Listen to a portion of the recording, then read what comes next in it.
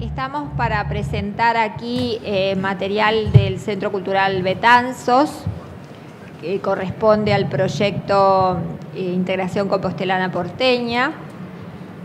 Son algunos, un señor editor, Francisco Rodríguez Iglesias, que nos va a hablar del trabajo que hace en su editorial, que es muy bueno, por cierto.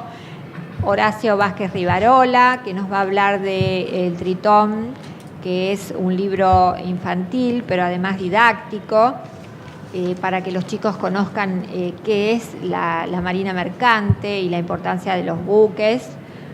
Y lo tenemos al profesor Fernando Ramos Fernández, que es un especialista en protocolo, un profesor de la Universidad de Vigo y de otras casas también, porque es un gran académico que sabe muchísimo de los temas que maneja. Y por último allá, la colorada, querida Maripepa de Chamberí, que es una cantante madrileña que compuso la canción del peregrino justamente para este proyecto.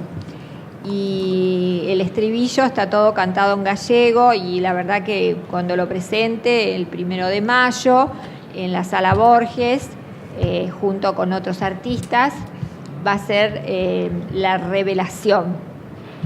Por ahí ahora Capelita nos canta un pedacito. La vamos a tratar de convencer. Y lo voy a dejar a mi compañero, el jefe de prensa de nuestro proyecto, con el que hemos viajado a Galicia, hemos viajado por España, presentándole a la gente las inquietudes del colectivo español de Buenos Aires. Y a la vez hemos llevado tango para que los gallegos degusten la milonga y el tango argentino, porque también nosotros gustamos mucho de lo que ellos nos proporcionan. Así que bueno, los dejo con Alberto Arija. Muchas gracias, buenas tardes. Añadir muy poco a lo que ha dicho Mariana Vicat, y es que esto se va a convertir en una tertulia en la que espero tengamos la posibilidad de participar todos. Por lo tanto, yo voy a hablar poquito, simplemente darles las gracias por estar esta tarde en esta sala y por su interés por conocer este proyecto y esta serie de personajes que son escritores, editores o cantantes, como en el caso de Maripepa, pero que colaboran en el proyecto con títulos que tienen que ver con sus actividades, ¿no? Yo creo que puede resultar una tertulia interesante conocer qué es lo que hacen, qué es lo que piensan, cómo es su trabajo, qué es lo que hay detrás de cualquier libro que nos llevamos a la mano cualquier día, últimamente quizá antes de dormir, ¿no? Que es cuando uno tiene tiempo. Veo que asienten, sí. La lectura de noche se está convirtiendo en el último resquicio de uno cuando se convierte ya en persona adulta, ¿no? Solo tiene ese rato. Pero para que llegue ese momento hay gente que trabaja y hay gente que escribe o que edita. Yo no sé, yo creo que voy a empezar por allá. Al ser la única mujer en la mesa, perdón, me gustaría tener esa deferencia contigo, Maripepa. Y además porque el título de tu obra, que es Cocinando Canciones, sí. A mí me resulta, aparte de interesante, simpático. Porque es cierto que las canciones deben ser cocinadas. Ayer, en la tertulia que tuvimos, Javier Ares hablaba de que la música no es algo que solo se escucha o que solo se interpreta, sino que también interviene la mano, que es la que dirige cómo va esa partitura, ¿no? Me gustaría que nos contaras qué es tu libro, por qué cocinar canciones y hasta qué punto efectivamente las canciones se pueden pasar de fuego, se pueden quemar, o pueden quedar poco hechas, y cuál es el punto exacto y los ingredientes que necesita un buen cocido para que suene, sea madrileño o no lo sea en tu caso. Perfecto. Bueno, pues buenas tardes a todos. Lo primero, agradecer en el alma el apoyo, el cariño del Centro Cultural Betanzos, de Mariana Vicat, de Benito Blanco y de todas las personas que he conocido y que me han hecho sentir como si estuviera en mi propia casa. Este libro, efectivamente, aunque se llama Cocinando Canciones, no tiene que ver nada con la cocina, pero como él también muy bien ha dicho, es preciso para trabajar con la música, bajo mi punto de vista, el darle un toque, una calidez, algo muy especial. en su forma, en su textura. Es decir, es trabajar con la música, con el alma, vestida con traje de domingo.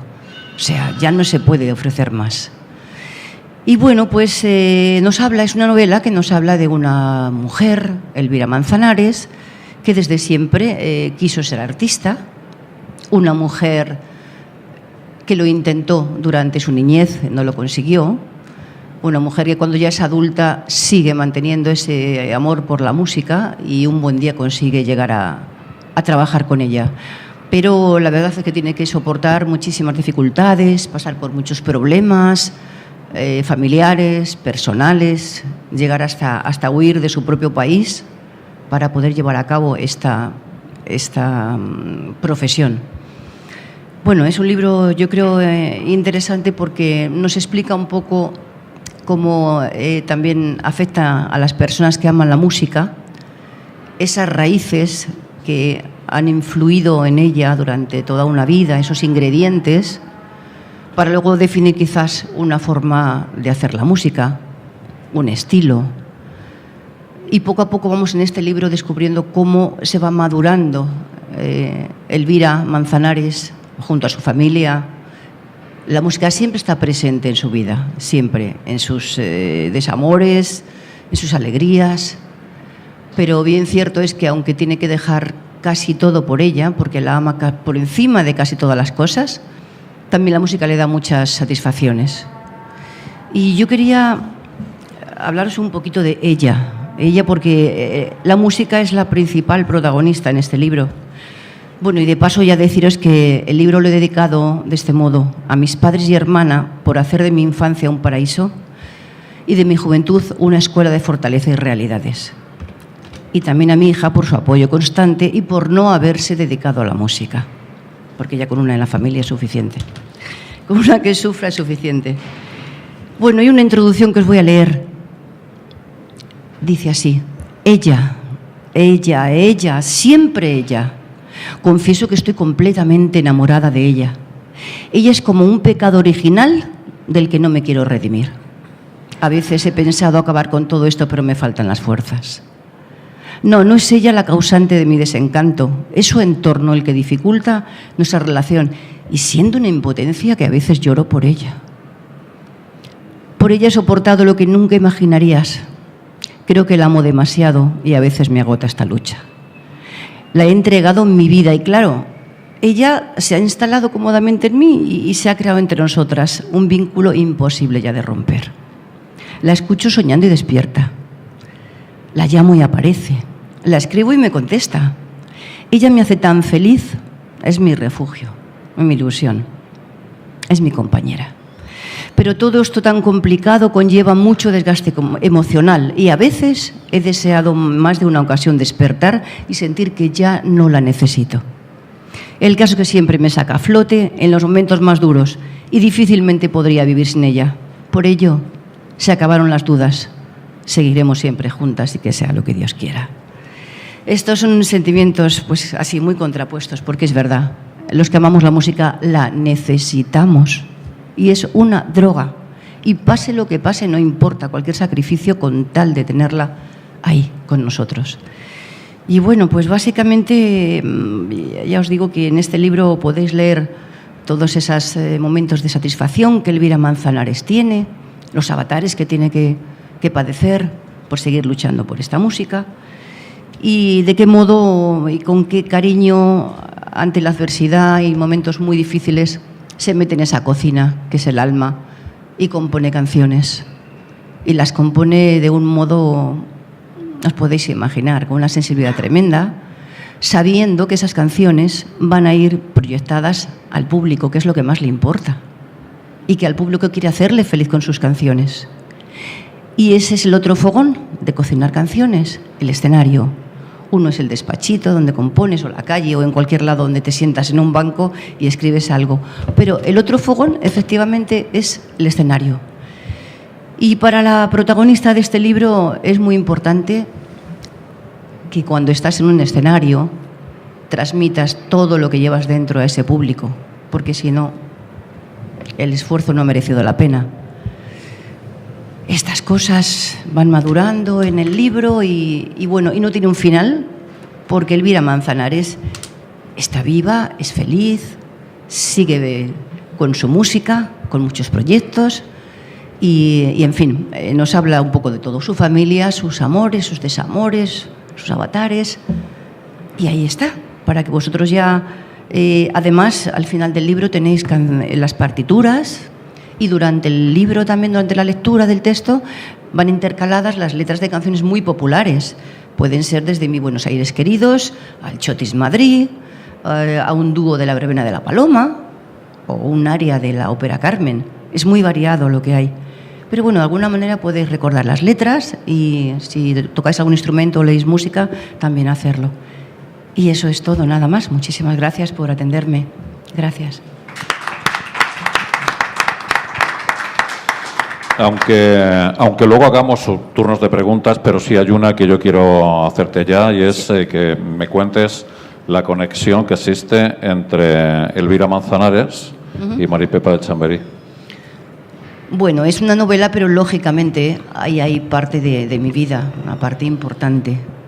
Después lo he novelado, porque mi biografía no era algo que yo quería extender, sino... Esta es es la historia de Elvira Manzanares, que es parte de la mía, pero no es tan importante el nombre de la persona, sino que son situaciones que a todo el que ama la música le pasan, le suceden, se identifica. Por eso esa conexión entre ella, yo y cualquier persona que hable la música, cualquiera que lo lea, se va a sentir identificado si ama la música. Bien, Fernando Ramos Fernández, que está justo al lado de Maripepa, es profesor en la Universidad de Vigo, como antes nos ha apuntado Mariana. Fue nuestro anfitrión en la universidad el mes pasado, cuando tuvimos la oportunidad de ir a charlar con los estudiantes y nos hizo un recorrido magnífico por la universidad y fue una mañana, yo creo que de peso, ¿no? Luego me contaron que habías escrito un libro que se llama Protocolo y yo dije, este hombre es un romántico. Sí, he escrito varios sobre eso. Este hombre es un romántico. O sea, en un mundo en el cual entras en un ascensor, dices buenos días y nadie te contesta, va Fernando Ramos y escribe un libro sobre Protocolo, ¿no? Entonces, claro, evidentemente, hombre, sí, me gustaría que nos contaras tu proceso de escritura para llegar a la realización de esta obra, pero sí que me gustaría que me explicaras un poquito la filosofía que hay detrás de todo esto, en un mundo en el cual el protocolo, tengo la sensación de que prácticamente se ha olvidado, ¿no? Ya. Eres un romántico. Bueno, ante todo, buenas tardes, miñas donas, meus señores, ese saludo de cortesía que los galaicos usamos siempre, señoras y señores. Voy a responder a tu pregunta, pero antes quiero explicar un poco la génesis de este libro y de otros.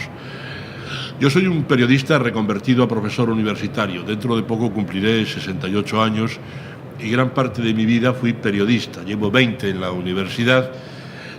Estudié Derecho y también Periodismo y trabajé siempre en el ámbito de la política y de la economía. Y ello me dio ocasión de participar y de intervenir en infinidad de actos públicos de todo tipo. El protocolo es la regla de hacer bien las cosas. Cuando hablamos de protocolo es lo que se llama un término polisémico, es decir, quiere decir muchas cosas. En sentido amplio, el protocolo es la regla para hacer bien una acción humana. Hay el protocolo de los submarinos, el protocolo de los quirófanos, el protocolo del amor, pero en sentido estricto, el protocolo es la colocación de las autoridades en un acto público o la organización de un acto de empresa o de actividad privada en el que haya que guardar algún tipo de orden. Protocolo es una palabra que viene del latín protocolum, significa la primera hoja que se pegaba encima de un documento palatino o de un acuerdo con las reglas, con las instrucciones. Y de ahí pasó al uso diplomático. Como saben ustedes, sobre todo a partir del Congreso de Viena, las naciones tenían que ordenarse mediante un orden. Luego, afortunadamente, las Naciones Unidas establecieron que todas las naciones son iguales entre sí, pero el Congreso de Viena, a través del Papa, estableció el orden de las naciones. Las naciones más antiguas, Francia, España, etcétera, etcétera, en función, obviamente, de su antigüedad con respecto al Vaticano. Saben ustedes que el rey de España es su majestad católica, el rey de Francia era su majestad cristianísima, la de Inglaterra su graciosa majestad. Bien, todo esto ¿en qué se traduce en nuestros días? Pues se traduce en un orden para hacer bien las cosas. En Argentina hay una importante asociación de ceremonialistas y hay una tradición de protocolo y de protocolo de Estado que se rompe con los Kirchner. Uno de los fenómenos que se produjo en Argentina y en Venezuela fue que los embajadores que venían a Argentina pues ya no presentaban las cartas credenciales ante el jefe del Estado. Porque un embajador no es embajador cuando lo nombran, sino cuando lo recibe, cuando entrega las cartas credenciales, y jurídicamente se dice que el acto se perfecciona cuando el jefe del Estado recibe la credencial y por lo tanto le otorga el fuero de embajador. Esto en Argentina y en Venezuela estuvo ausente. En Argentina y en Venezuela, mientras los embajadores argentinos eran recibidos con toda pompa y honores en todo el mundo, los embajadores de otros países que venían a Argentina eran recibidos por un funcionario, con lo cual el sentido del Estado se perdía. Esto espero que se haya recuperado. Es tan importante el protocolo y el ceremonial que es un elemento esencial del derecho internacional público. En el caso concreto de este libro que yo he hecho, que es un libro variado, yo he procurado recuperar el porqué de las cosas. Es decir, nosotros en nuestro habla cotidiana utilizamos mucho Dios le ampare, que Dios le bendiga, ojalá, este tipo de cosas que decimos habitualmente sin saber por qué, y todo tiene su explicación. En España hay dos grandes síntesis históricas de la cultura española. Don Américo Castro, que estuvo muchos años en la Argentina, y también don Claudio Sánchez Albornoz, el primero sostenía que España se hace con el Islam, y don Claudio Sánchez Albornoz que España se hace contra el Islam, y que al mismo tiempo sobresale sobre ambos el mito de Santiago Apóstol. Yo soy más partidario de la teoría de don Américo Castro. ¿Por qué? Porque es Américo Castro el que ha estudiado, y es la parte que yo reflejo en mi libro, de dónde vienen las tradiciones, las fórmulas de cortesía española, incluso el insulto. En ningún otro idioma del mundo se utiliza la expresión la madre que te parió, para bien o para mal. Y nosotros lo usamos, efectivamente, porque tenemos ese origen en las expresiones musulmanas. El insulto, por ejemplo, la blasfemia más grave es insultar a Dios. También la heredamos de nuestra cultura hispanoárabe. Bien, el libro, aparte de eso, tiene una serie de episodios y sucedidos en los que yo me adentro en la propia esencia del alma española, que es el mito de Santiago. Y cuento una historia verídica, absolutamente, que creo que puede incluso resultar emocionante, sobre el mito de Santiago, que es lo que le ocurrió a un amigo mío, francés, que venía haciendo el Camino de Santiago por su padre. El Camino de Santiago, saben ustedes que se puede hacer por uno mismo o por otro, y él, que era un hombre absolutamente descreído, hacía el Camino de Santiago pensando en su padre. Cuando llegó a la plaza del Obradoiro, claro, quedó impresionado ante la belleza de la fachada barroca de la catedral, y estaba un viejecito, un vagabundo, tocando un saxofón contra la pared de la catedral. Entonces él cerró sus ojos y pensó: papá, ya estoy aquí, he llegado, pues en fin, he venido en tu nombre aquí, espero que te sirva. Y en ese justo momento, cuando él se puso a pensar en su padre, el viejo del saxofón se puso a tocar una vieja canción francesa que su padre le cantaba de niño. Cuando el hombre se repuso, abrió los ojos, el viejo del saxofón había desaparecido, ni estaba por allí, ni nadie lo había visto nunca. Esto es una parte de la tradición jacobea de que todos los días se produce un milagro en la plaza del Obradoiro y que nuestro Señor Santiago anda por allí. Luego, en otra parte del libro, pues cuento algunas anécdotas y sucedidos de personajes que tuvieron mucho que ver con la República Argentina. Eduardo Blanco Amor, que fue esencial para que Lorca escribiera los 6 poemas gallegos. Estoy alojado en el mismo hotel donde estuvo Lorca. Don Ramón Otero Pedrallo, yo todos los años al patriarca de las letras gallegas le grababa un mensaje en gallego para las comunidades gallegas en la Argentina. Luego en el libro pues hablo también de protocolo y luego doy una serie de pinceladas de historias simpáticas de personajes gallegos, de anécdotas de sucedidos que yo fui recogiendo en mi vida de periodista. Lo bueno que puede tener este libro es que se puede abrir por cualquier página y ponerse a leerlo. No es una historia seguida, sino que tiene varias partes perfectamente estructuradas y, en definitiva, pues es una especie de libro transversal en el que, siguiendo el eje vertebral esencial del protocolo, de las tradiciones, de los tratamientos, luego pues cuento algunos episodios de personajes que valían la pena.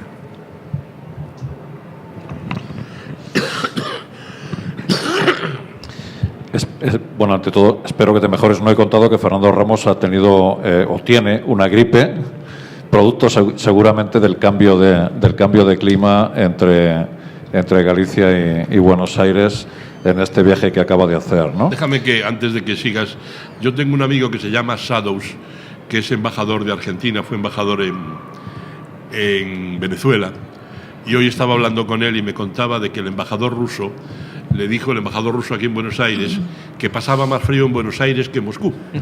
Y explicaba por qué. Decía que en Moscú sabes el tiempo que va a hacer, en Argentina depende.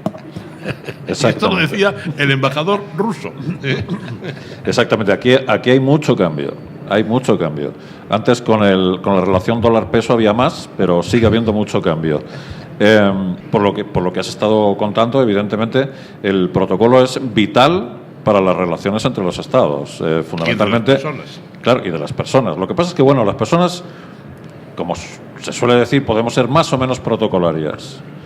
Pero sí es evidente que entre las relaciones de los países el protocolo prácticamente es algo que no se ha movido o se mueve poco. Sí, pero hay el gran y el pequeño protocolo. Por ejemplo, toda nuestra vida es un protocolo. Cuando nosotros nacemos, nuestro padre nos va al registro civil y nos inscribe. Es un acto protocolario. En ese momento adquirimos la condición de ciudadanos. Es un acto jurídico protocolario, es decir, y cuando uno entrega el petate, como decía Cantinflas, pues también tus deudos van al registro civil y te dan de baja y miras si hay algo que repartir. Quiere decir que nuestra vida, a esto también es cierto una cosa. Nosotros vivimos periodos iconoclastas.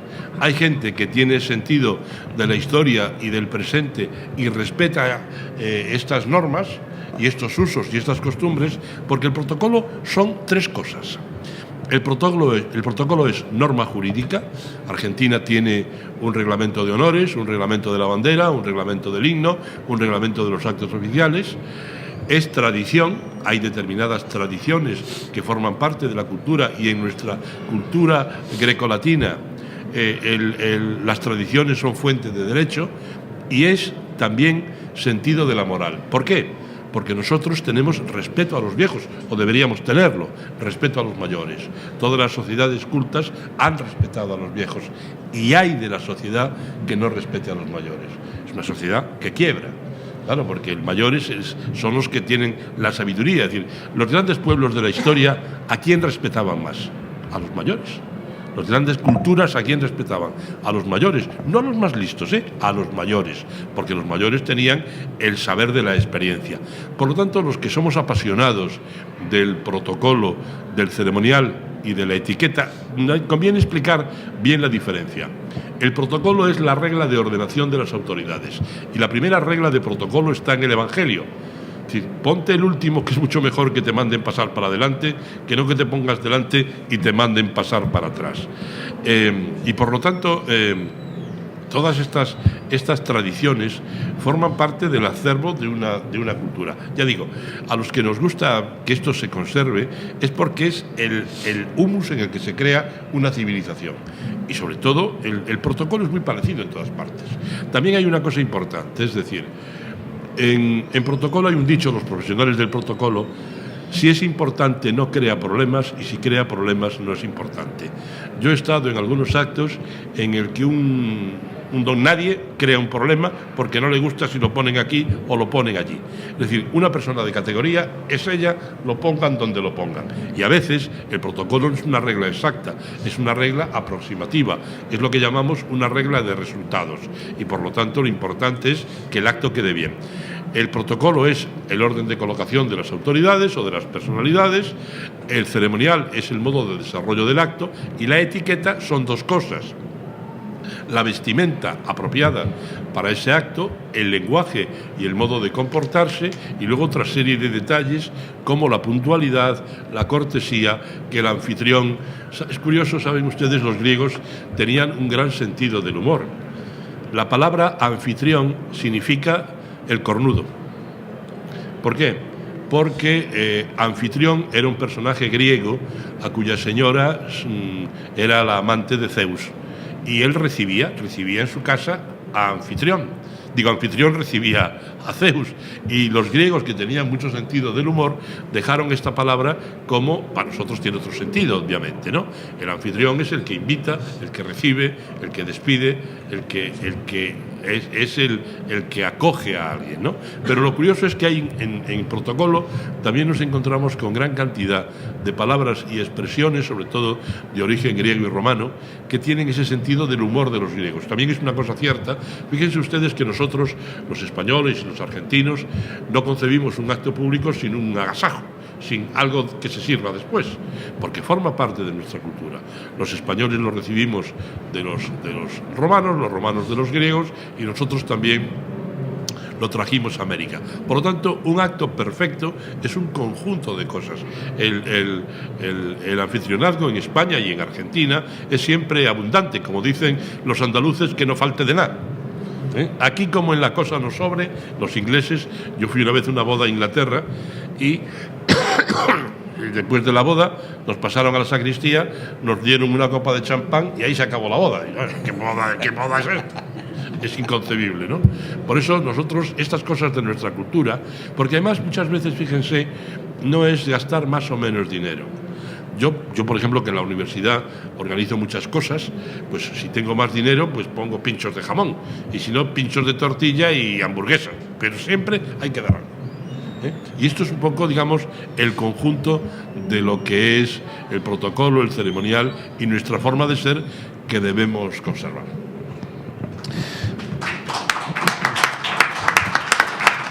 Muchas gracias, Fernando. Luego estableceremos coloquio. Horacio Vázquez Rivarola. Hay un par de cosas que yo quiero destacar de Horacio. Una es que es comandante del Tercio de Gallegos, y yo le voy a rogar que explique eso cuanto antes, ¿no?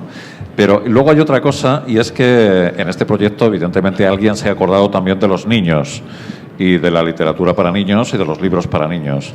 Y él ha aprovechado eso precisamente para tratar de inculcarles, o por lo menos de enseñarles algo que quizá permanece desconocido para el público en general, ¿no? Y es cómo es la Armada, cómo son los barcos, qué es eso de la Armada, ¿no? Me gustaría que explicaras ambas cosas. Bien. Bueno, primero, agradecer a mis amigos de tantísimos años, Mariana y Benito, que hayan tenido la generosidad de invitarme a participar de este proyecto que como gallego y como argentino me encanta. El Tercio de Gallegos fue un regimiento voluntario que se creó en Buenos Aires para la defensa de la ciudad contra un ataque extranjero dentro del marco de las guerras napoleónicas en 1806. nosotros en la Argentina valoramos y mantuvimos siempre la tradición de otros regimientos que formaron parte, igual que el Tercio de Gallegos, del nacimiento del ejército argentino, como fueron los patricios o los arribeños o los húsares de Pueyrredón, que todo el mundo conoce, pero nadie sabía que también junto con los patricios y con los arribeños y con los húsares, también hubo regimientos españoles, lo cual era absolutamente lógico en tierras que en ese momento eran dependencia española. Yo lo conocí como cadete de la Escuela de Náutica, yo soy oficial de la Marina Mercante, y cuando estudiaba, uno de los oficiales que contaba la historia de la institución lo menciona, pero en lo que podríamos escribir 2 renglones. Y a mí me quedó eso dando vuelta, incluso pensando si no fuera, digamos, una exageración como para mencionar que la escuela era tan importante, que en las invasiones inglesas y tal. Y cuando me recibí, que claro, navegando uno tiene tiempo para dedicarse a muchas cosas, entre ellas leer, empecé a buscar a ver si esto era cierto, y realmente era cierto, y era mucho más importante de que esos 3 renglones, digamos, que nos habían dicho, y con ese ímpetu que tenemos los gallegos, sobre todo para las causas perdidas, dije, bueno, si desapareció después de 200 años, qué bueno sería volver a recuperarlo, y luego de 189 años, en el año 1995, volvimos a recuperar al Tercio de Gallegos con sus uniformes, con sus armas, con el regimiento de patricios formado completo, con la banda entera, recibiendo a aquel hermano, digamos, que se había perdido hacía tantísimos años. Y fue algo muy, muy hermoso. Para mí fue quizá el orgullo profesional más grande de mi vida haber sido comandante de ese regimiento después de un prócer argentino como Cerviño, que fue el comandante original y en cuyo honor se ha puesto la calle que pasa por aquí al costado de la sociedad rural donde estamos ahora. Y bueno, eso fue el Tercio de Gallegos. Y luego la otra gran desconocida, pero ya a nivel global. Cuando yo entro a la Marina Mercante, percibo que cuando entre los amigos uno hablaba y decía, bueno, ¿y vos qué vas a hacer? ¿Y vos qué vas a hacer? Y yo voy a estudiar tal cosa, yo voy a estudiar tal otra. ¿Y vos qué estás haciendo? Y yo estudio Marina Mercante. Se hacía un silencio, todo el mundo miraba diciendo, era más extraño que decir que uno fuese, no sé, astronauta. Si uno decía que era astronauta, la gente sabe que es un astronauta. Pero Marino Mercante no. Y luego vi que en toda la profesión era así y en todo el mundo era así. Entonces, cuando aquí mi gran amigo y director de mi tesis doctoral me propone qué hacer para mi tesis doctoral, dice, bueno, hace algo que sea enjundioso, fue el término, creo, algo importante, algo que no se haya estudiado nunca, y hacer un estudio profundo. Entonces resolví estudiar por qué, o sea, hacer una investigación científica original que no se haya hecho antes, de por qué la Marina Mercante no era conocida. Entonces, una de las conclusiones es que cualquier persona, sus conceptos básicos los tiene desde que es chico. Uno agarra a cualquier chico de 5, 6, 7 años y aunque ese concepto no esté muy pulido, uno le pregunta qué es un maestro, qué es un médico, qué es un ingeniero, qué es un militar, qué es un policía, y el nene responde.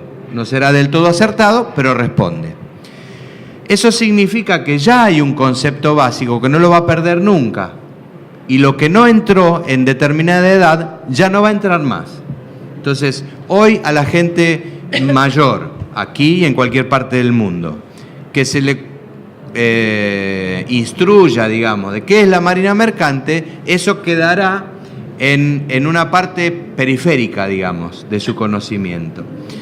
Pero si se hace un estímulo temprano, cuando los chicos son como una esponja, con toda seguridad que cuando sea grande va a tener una noción de qué es la marina mercante. Entonces, la marina mercante tiene entre sus enormes ventajas, como ser el medio de transporte del 90% del comercio internacional, de toda la historia, tiene un gran problema que no la conoce nadie. Entonces, eso genera problemas asociados, como que tenemos un déficit muy fuerte de oficiales, que paradoja, en países donde se necesita trabajo y trabajo muy cualificado y pagado en divisa internacional, los jóvenes no saben que tienen una opción en la marina mercante. Sea aquí como en Europa pasa lo mismo.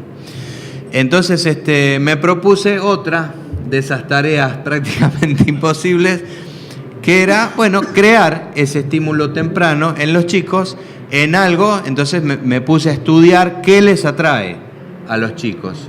Hicimos una serie de concursos, digamos, gráficos, y a ver qué les gustaba a los chicos, qué tipo de dibujos les gustaba, para que, digamos, conozcan básicamente qué es la marina mercante.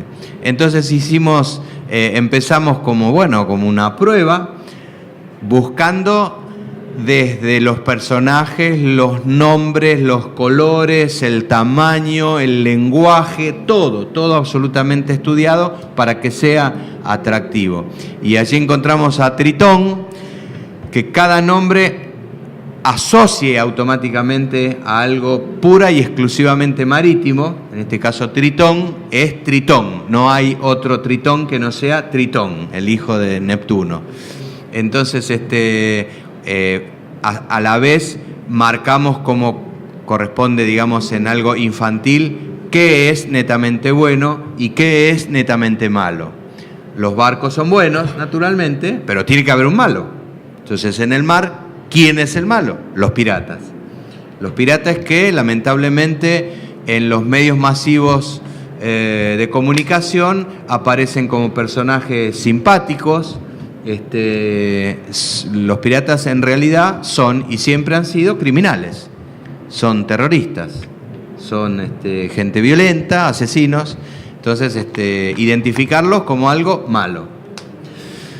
Y bueno, salió Tritón 1 y luego Tritón 2, y ya estamos entrando en imprenta Tritón 3, lo hemos podido presentar en la Organización Marítima Internacional, en Londres, que es la máxima autoridad marítima del mundo, en varias conferencias marítimas internacionales, a través de varios países, en Turquía, en los Emiratos Árabes, en Grecia, en Chipre, en España, naturalmente, en varios países, en varios lugares de Inglaterra, en Perú, y ya vamos por Tritón 3, y junto con el libro hay un pequeño video. La idea original era hacer un dibujo animado, pero es algo sumamente costoso. Entonces vamos haciendo videitos y los vamos sumando. Eso es Tritón. Al hilo de lo que decías de los piratas, Jack Sparrow está en esa lista. Claro, Jack Sparrow es un delincuente, pero es simpaticísimo. Claro. O sea, si alguien quisiera, también podría ser como un monstruo, digamos, de la historia, como Hitler. Hubo una película hace poco, sí, que lo presentan como un personaje simpático. Un monstruo también puede ser simpático, pero la cuestión es saber qué es bueno y qué es malo, ¿no? Sí. Después de lo que cuentas, a mí se me ocurre, ¿por qué no el salto de Tritón a las escuelas? Sí. La idea inicial, en la idea inicial está eso. O sea, está pensado como un elemento didáctico para que en la escuela las maestras lo enseñen, cuenten el cuentito, veamos el dibujito animado, y junto con esto hay unas láminas para que los chicos pinten. Está pensado para eso. Quizás sería bueno en las escuelas, tanto públicas como privadas, que los niños, los más pequeños, tuvieran información sobre determinadas cosas, determinados oficios que se están perdiendo. Exacto. Y que alguno, cuando se le pregunta de dónde viene la leche, no diga que del Carrefour. Exacto. Sino que tenga más o menos claro cuál es el proceso, ¿no? Eso a veces ocurre, y yo creo que los currículums académicos se deben cuidar desde la etapa más incipiente, ¿no? Exacto. Muchas gracias. Francisco Rodríguez Iglesias. Francisco Rodríguez Iglesias, yo no sé si es otro romántico o el hombre tranquilo. ¿Se acuerdan ustedes de la película aquella del hombre tranquilo? Pues yo creo que Francisco es algo así, ¿no? A pesar de que eligió un trabajo y una ocupación que a mí me parece que es hacer funambulismo a diario. Él dirige una editorial en La Coruña, Hércules de Ediciones. Algunos de los libros que ven ustedes por aquí abajo pertenecen a Hércules Ediciones, algunos que están aquí arriba también. Ahora hablaremos de algunas de las publicaciones que realizan. Yo, no sé si de mayor, estoy a punto de pedirle trabajo, pero no por el hecho solo de editar, sino por el lugar donde trabaja. O sea, yo realmente cuando visitamos La Coruña y fuimos al lugar donde trabaja, yo decidí que me gustaría ser editor, aunque fuera así, en pequeño, ¿no? Entonces, mira a ver si tienes un hueco por La Coruña, aunque sea tiempo parcial, no sé, ¿no? Para que se hagan una idea, está justo delante del mar, su despacho tiene la pared de cristal y todos los días va a trabajar a un sitio donde ve el oleaje, y el mar prácticamente, pues si crece demasiado le salpica.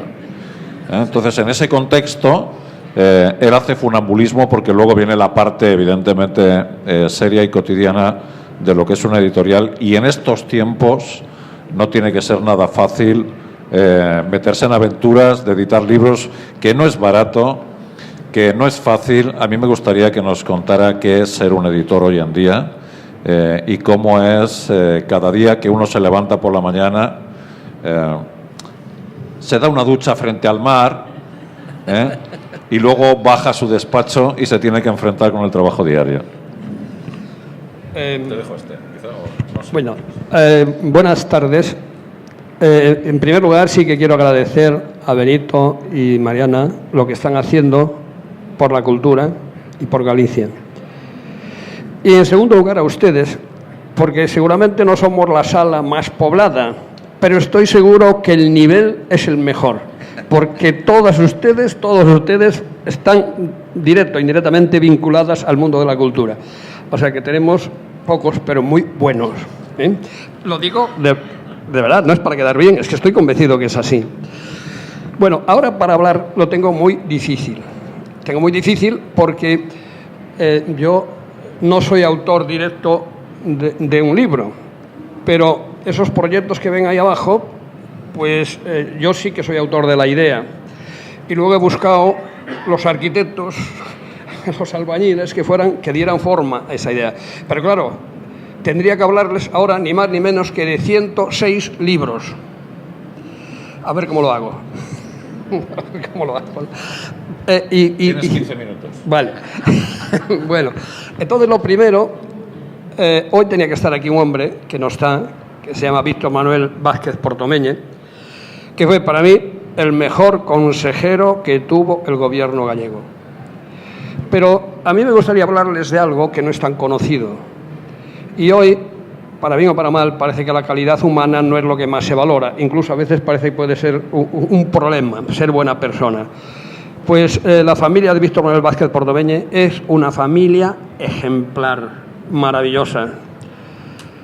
Para que se haga una idea, su madre quedó viuda muy joven, embarazada del último hermano de Víctor.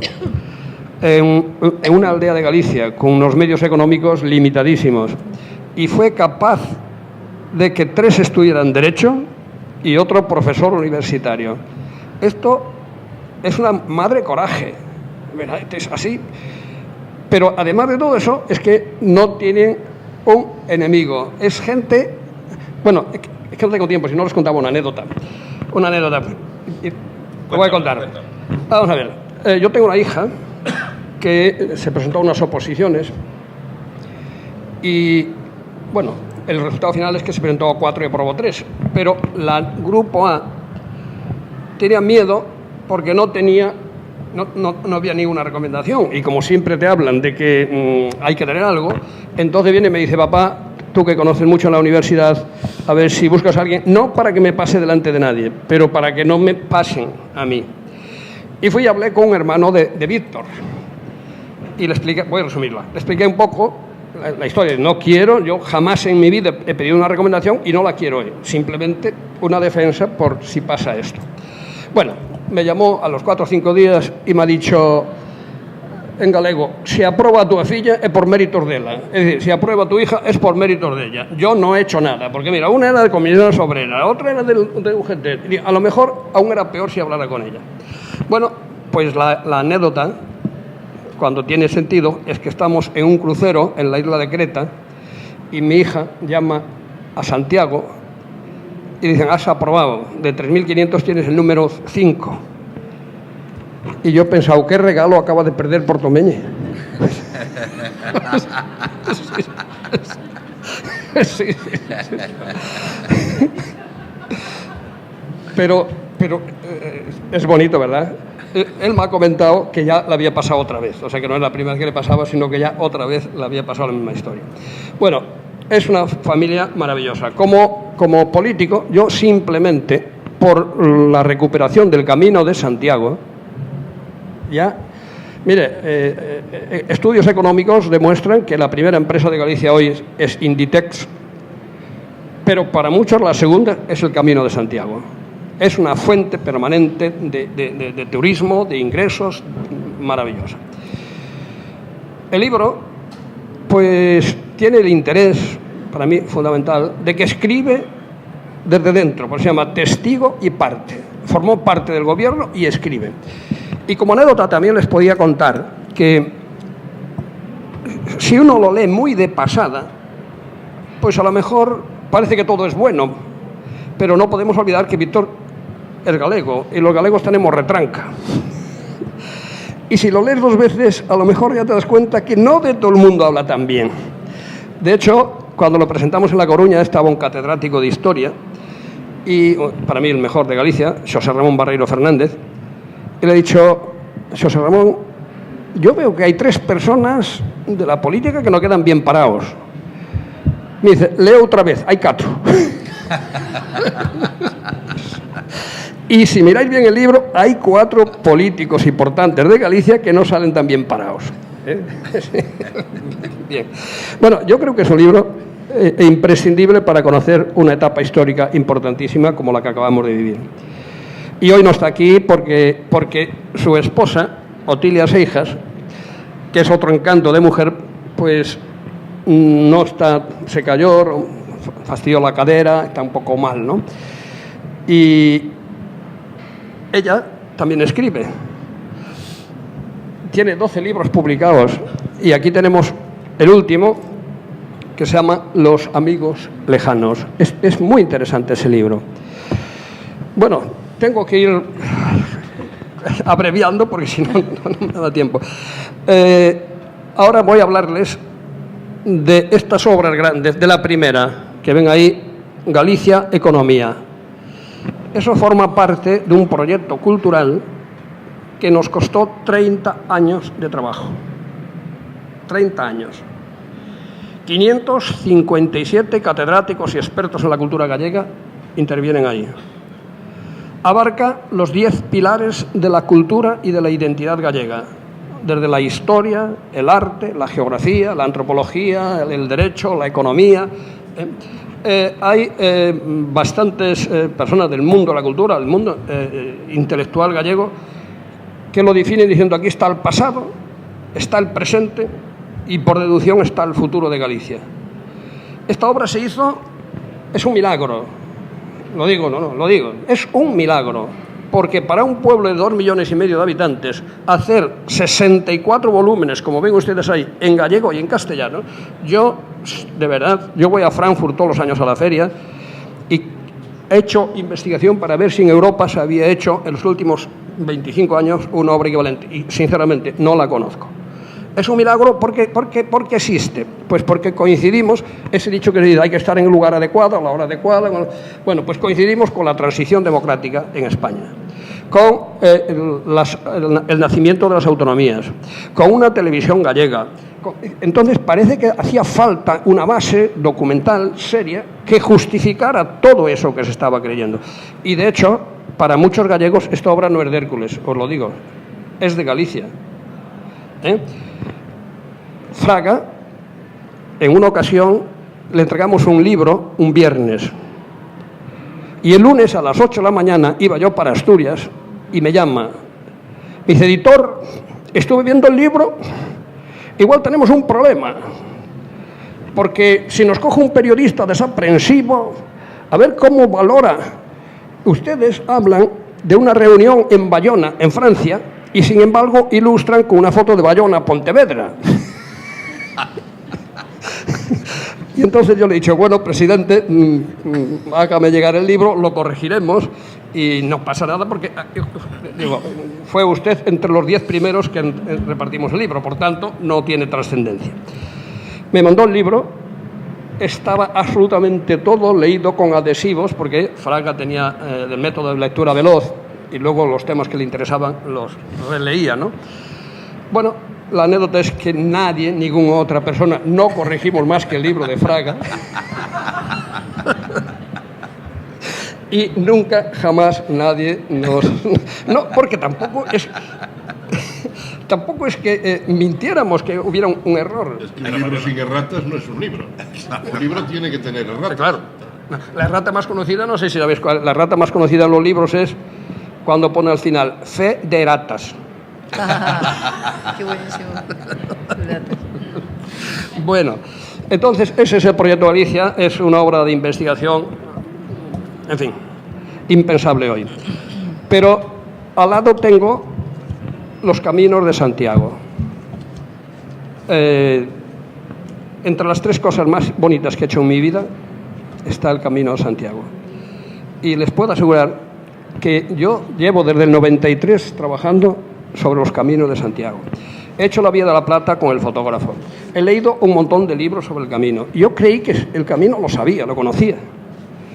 Sin embargo, un día decido hacer el camino y esto tengo que contarlo porque es lo mágico, ¿no? Estamos en una casa turismo rural en Sarria. A la mañana nos acompaña el dueño por un prado. Muy bien, vamos hablando. Abro una portezuela, ya están vostedes no camiño, ya están ustedes en el camino. Y en ese momento éramos otros. El camino ahora es mágico, de verdad, o sea, es mágico. La gente cree que para hacer el camino tienes que ser un cristiano apostólico, romano, y no es verdad, tienes que ser tú. Y tienes que querer encontrarte contigo mismo y hablar contigo mismo y reflexionar sobre tu vida, todo. Y eso, entras allí y ves que todo el mundo lo hace y ya simplemente digan, buen camino, ¿verdad? Buen camino. Pues ya estás en paz. Sí. Entonces yo digo, los caminos de Santiago son, en primer lugar, espiritualidad. En segundo lugar, historia. O sea, no se puede concebir Europa sin la influencia del apóstol Santiago, esto lo sabe cualquiera. Pero los caminos de Santiago son arte, es una exposición permanente de arte a lo largo de todo el camino. Los caminos de Santiago son paisajes increíbles porque transcurrían por los lugares más bellos de nuestra geografía. Y los caminos de Santiago son turismo y también son economía, ¿eh? También hay que decirlo. Entonces, bueno, tenemos 15 volúmenes publicados sobre el camino, queremos hacer 25. La verdad que antes la Xunta nos apoyaba muchísimo, esta casi nada, hay que decirlo. Yo, si tengo algo en mi vida es la libertad, no pertenezco a ningún partido político y puedo decirlo, no nos ayuda. Tenemos ya 2 tomos preparados, que uno es el camino inglés y otro es el camino de las islas y el camino de prolongación. Porque en el camino de Santiago hay 7 grandes caminos. Y luego hay el de prolongación, que es que muchos peregrinos pues quieren ir a Finisterre. Finisterre, como sabrán ustedes, era el fin de la tierra.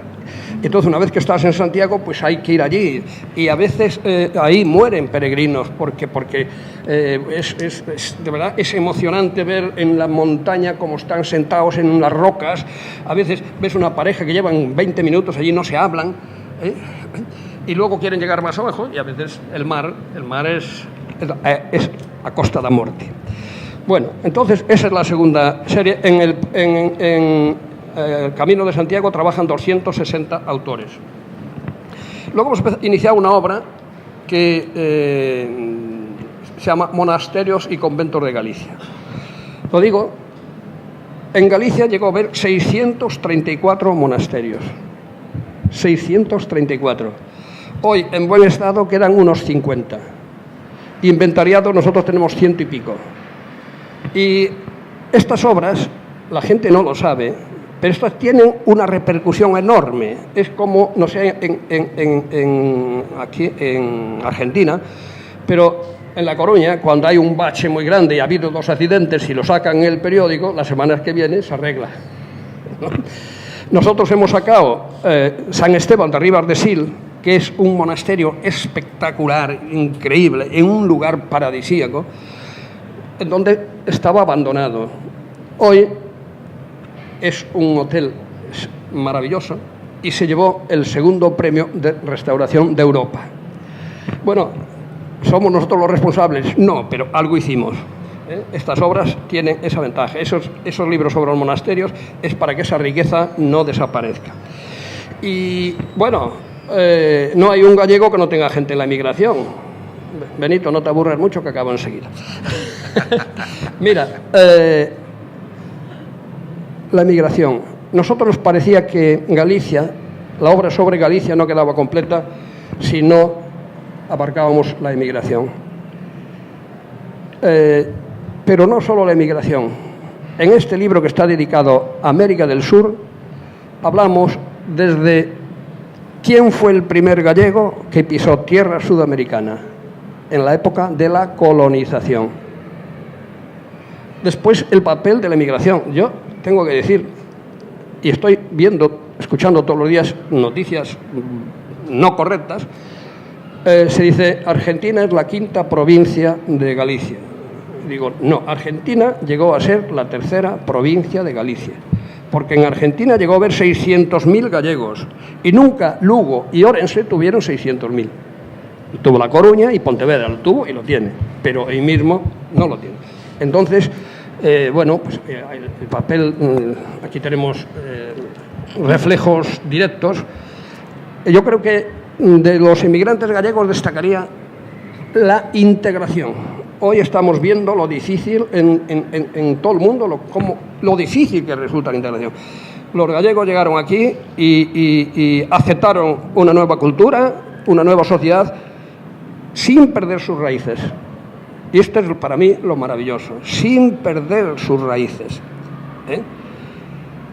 Yo ahí creo en una definición de antropología que dice que tú eres la consecuencia de nacer de una familia determinada, de que te alimentaran de una manera, de que te vistieran de una forma, de que te cantaran unas canciones, de que olieras el aroma del campo, de la tierra que te es próximo, y todo eso, sin tú saberlo, te fue impregnando y forma parte de ti como la piel. Aunque quieras sacarla no puedes, porque eres tú mismo, es tu identidad.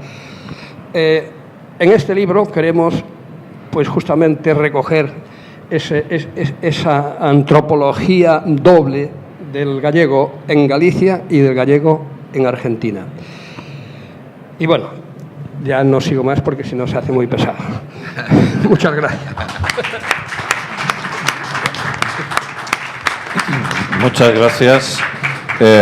Tenemos pocos minutos por delante, así que vamos a hacer una cosa. Yo cedo los minutos para que hagáis las preguntas desde abajo, y si no las hacéis desde abajo, las hago yo desde arriba. Pero solo quería decir una cosa al hilo de algo que has dicho con respecto a que el Camino de Santiago seguramente es en este momento la segunda empresa de Galicia. teniendo en cuenta el volumen de gallegos que hay en Argentina, te ruego lo digas a Víctor Vázquez Portomeñe si en algún momento se podría cuestionar hacer una franquicia del Camino de Santiago en Argentina. Ya está pensado. ¿Estamos en ello? Bien. Sí, hace poco, precisamente con la participación de Benito y Mariana, se les ocurrió, perdón que te dé la espalda, se les ocurrió... Dicen las señoras no tienen espalda, los caballeros tampoco. Claro, se les ocurrió a la tripulación del buque de investigación antártica español Hespérides, cuyo comandante y segundo comandante y gran parte de la tripulación son gente de fe, comenzar otro camino de Santiago. Terminar naturalmente frente al sepulcro del apóstol, pero comenzar ese camino en la Antártida. Y hicieron una peregrinación, naturalmente no a pie, claro, en buque.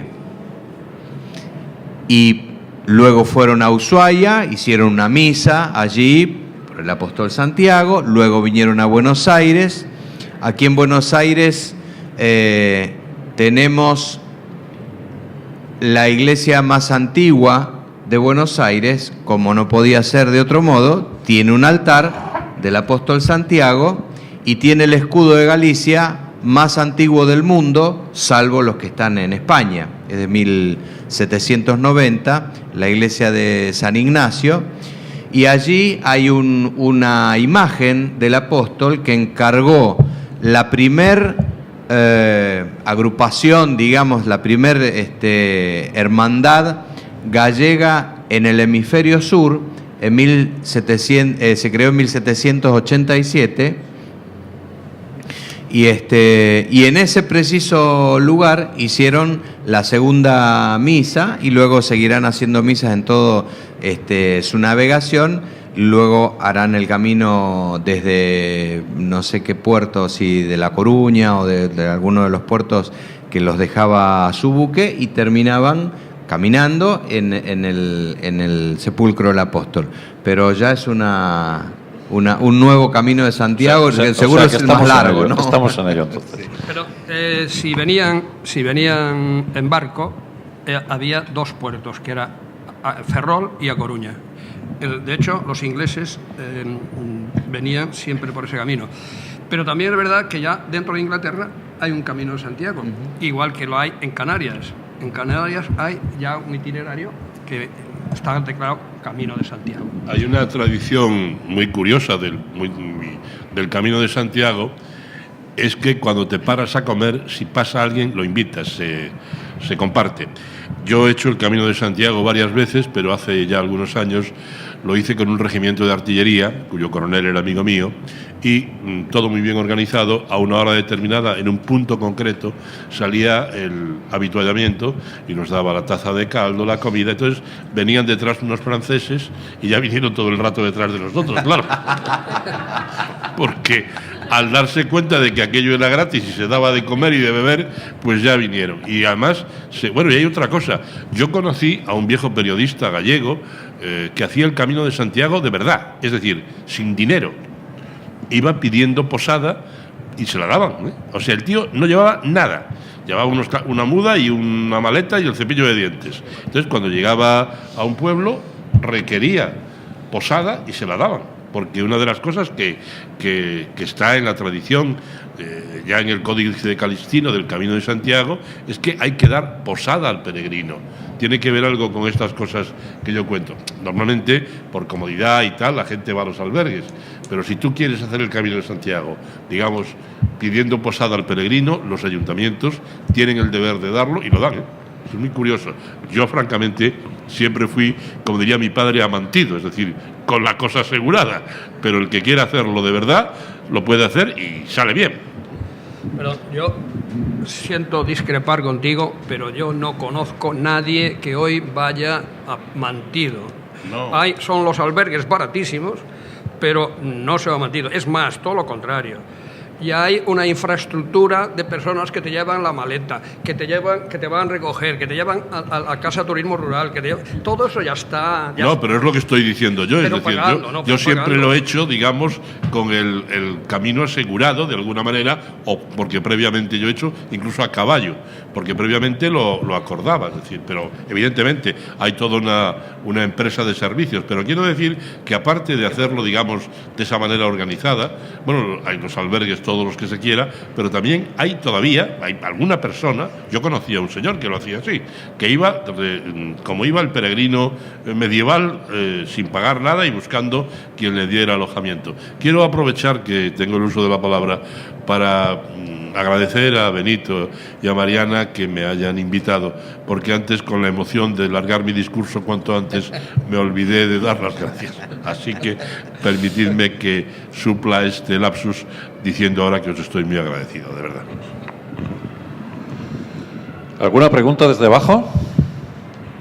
Una pregunta a mi querido amigo Horacio, que tantas veces nos hemos encontrado en la escuela, bueno, dentro de la colectividad, y además en la escuela Pedro Cerviño del barrio de Flores, para hacerle el homenaje con los chicos, y que tantas veces hablamos de los libros infantiles, que me alegro de conocerlos ahora, Horacio, y además te felicito por esa empresa, ¿no? Quería preguntarle, me llamó la atención y me sorprendió y me gustó además este nuevo camino de Santiago del que vos hablas a través del mar. Si es posible hacerlo para las personas que deseen hacerlo, o si está nada más limitado a personas que son marinos o que van en las embarcaciones, que vos debes saber de eso, porque sería muy lindo tocar lugares de la Argentina y de Chile. Por ejemplo, Santiago de Chile, todos los Santiagos son el mismo. Hacer verdaderamente una peregrinación marítima y americana. Claro. A ver, esto fue una iniciativa y como iniciativa fue original. Fue lo primero que se les ocurrió a ellos, tienen su barco y lo hicieron. Luego estará en nosotros buscar la forma, continuarlo. Yo creo que con, digamos, la tradicional, hablando de protocolo y de tradiciones, con la tradicional hospitalidad que siempre han tenido las marinas, sean mercantes o militares, yo creo que si se habla dentro de la comunidad y con en este caso puntual, con la agregaduría militar de la embajada, si fueran 1, 2 o 3, yo creo que no habría problemas, porque esto dentro de la interna, el buque vuelve prácticamente vacío, porque vienen a hacer apoyo a investigadores que ganan concursos, plantean su proyecto y los que ganan el concurso tienen su financiamiento y vienen normalmente de España o de donde sea hasta Ushuaia y allí se embarcan para hacer la investigación durante el mes o 2 meses que está el buque en la Antártida, y luego se desembarcan y vuelven por avión los investigadores, con lo cual el buque regresa a España todos los años, más o menos para marzo, prácticamente vacío. Así que si se plantea, sería cuestión de trabajarlo. Yo, sí, como soy imaginativa, ya me imagino una peregrinación por la mar océano, ¿sí?, hasta Galicia. Claro que sí. Gracias. Bueno, yo como persona que estamos tan vinculados al camino, me parece una idea maravillosa, y después de lo que acabo de escuchar, pues yo creo que si se trabaja, sí puede llevarse a la práctica. Mire, el Camino de Santiago tiene tanto éxito porque cada peregrino que lo hace se convierte en un difusor. Mire, yo tuve 10 televendedoras, 2 años vendiendo obras del Camino de Santiago. y les hice este planteamiento. Cuando encontréis una persona que hizo el camino y esté descontenta, me la pasáis, porque quiero hablar con ella. Pueden ustedes creerme, en 2 años no me han pasado ni una persona que haya hecho el camino y que esté descontenta de haberlo hecho. Por eso, ahora este año hay mucho más, ya el número de peregrinos aumentó mucho con respecto al año pasado, el año pasado con respecto al anterior. Antes se pensaba que los años santos eran los únicos momentos en donde la gente acudía al camino. Ahora ya no. Nosotros cuando empezamos con esta obra tuvimos algún problema incluso con la Iglesia, porque no les gustaba que habláramos de caminos de Santiago. Siempre decían camino de Santiago, se haga el que se haga, es el camino de Santiago. Y nosotros dijimos no, porque geográficamente no es el mismo camino. Hoy están encantados porque ya en el camino francés, que es el más concurrido, pues ya hay aglomeración, ya hay exceso a veces de peregrinos, sí, en el camino francés. Sí.